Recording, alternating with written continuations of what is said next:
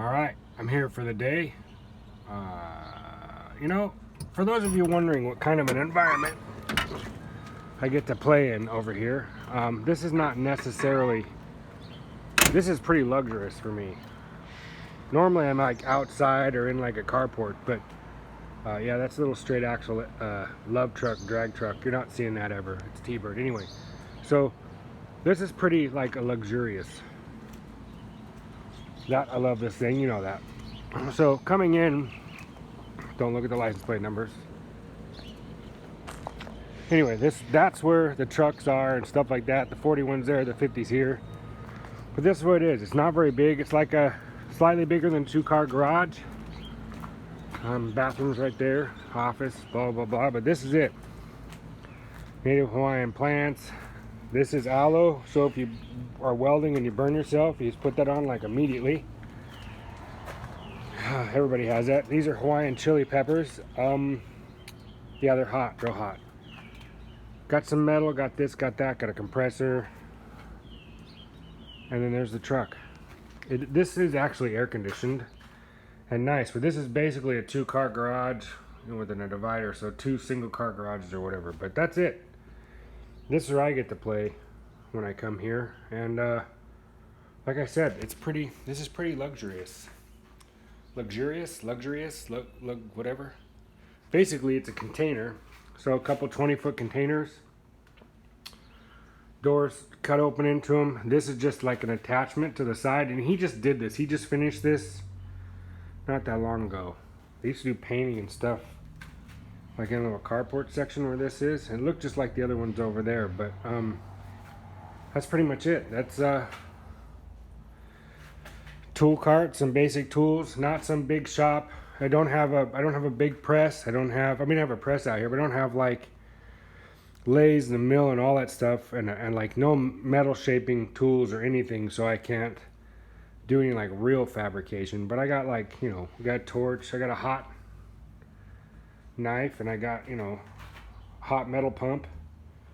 There's a grinder over here, so we can pretty much make whatever we want.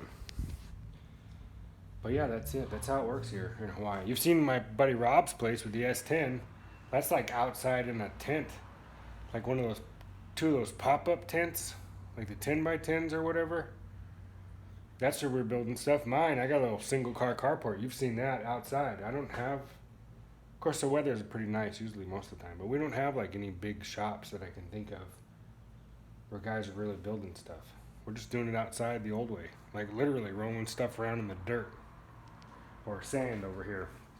So, update. Today, so this thing will fire on the key. You put a little gas down the carburetor, it kicks off and runs. So today what we're going to do is hook up the fuel lines to it.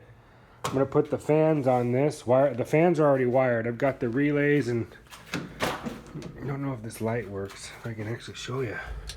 Oh yeah. Blinded by the light. Was that Manfred Mann? I think it was. Okay, so here's some good lights. So this is the fan relay. Each one of these little 8-inch fans that I got, they pull like 4 amps each max. So 16 amps and a 40 amp relay is no big deal. I did separate it out with 2 separate wires. These are like, I guess 12 gauge, maybe 14. But that relay, and I've got it grounded where it kicks off on the key. LED flasher, obviously. This is the fuel pump relay, horn relay. This is an American Auto Wire box. These are the 2 maxi fuses. This one goes from the battery. This one goes to the alternator. So if the alternator shorts out, it blows this. This box is powered off this one, and same with the AC unit is powered off this. There's the ground. Got to finish the wiring, but here's the truth, kids, about like electrical stuff. If you're looking at a car to buy, or you want to know the condition of a hot rod, the way it's built, in my opinion, this is simply just my opinion. Of all the cars I've seen and had the privilege of building or being involved with in shops and whatever, and guys that are building them, you can always tell the quality of the entire build by how meticulous the wiring is or how nice the wiring is. If you crawl up under the dash and it looks like a bowl of spaghetti just like everywhere, then chances are they took some shortcuts on a car in other areas that you can't see. Hopefully, potentially not in there or the transmission or the differential, but it might have a little more mud on it. It may not be finished as well. Or they just didn't know what they were doing, because electrical stuff that kind of tends to be like wiring tends to be like a little voodoo-ish and scare some people. So like this particular truck, this is a really good truck. This is case in point of the opposite of what I'm talking about. This is a really well built chassis. It was built 25 or 30 years ago. It's a really good setup. Camaro clip, got a 9-inch, no, is this a 12 bolt? I can't remember what's in the back of this thing, but it's well built. The whole frame's well built. The motor's built well. It has air. They did some goofy things on this. Like, I don't know if they really didn't think it all out real far. There's some really goofy stuff. The wiring in this thing was a Ron Francis kit from a long time ago. I haven't seen this kit in forever. In fact, the last time I had a conversation with Ron Francis, I think this kit was new-ish. That was a long time ago. I used to talk to him every once in a while because I used to do like some technical stuff for wiring when a website used to be it's like a forum, back when forums or something. It's called streetrouting.com. That was a long time ago. I used to do comparisons. But this truck looks really good. Interior's real nice. It's padded. This used to be black. Now it's kind of got a brown tint to it. That's how long it's been here.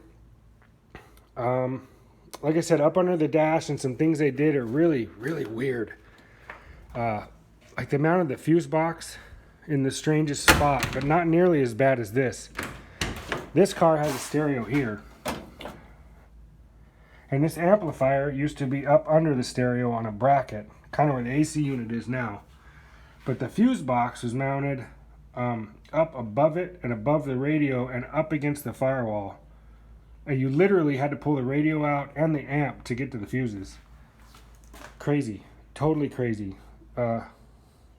Which is not the case on this one. This is actually, we're undoing all that goofiness and fixing this. I'm hopefully going to undo all these gauges that are in here because I don't like them. And with the electrical wiper unit, I can't get the gauges in far enough to fit, and not with any light bulbs because it's in there. So hopefully I can patch this all, fill this back in, and put the stock style gauges in. That's my hope. Maybe like a Classic Instruments stock style gauge, and that'll be it for this. Then this thing will be ready. Then we're gonna go to probably body work and a few other things on this thing, but I think he's gonna have a body guy do it because I take forever. If I'm perfectly honest, I don't really like doing body work. It'll take me like 2 months to do one fender because it's got to be perfect, and it just drives me nuts. Anyway, that's it. That's your update for today, kids. I do have a question for you guys. Or actually, well, no, we'll talk about it later. That'll be a different video when I'm doing my car and I'm doing my valve adjustment. I got a couple of stories and a few other things to talk about, and maybe some potential changes for the car. No, I'm not putting automatic in it, ever. Not unless I lose both my legs and I gotta, probably not. Anyway, that's it. Talk to you guys later. Aloha.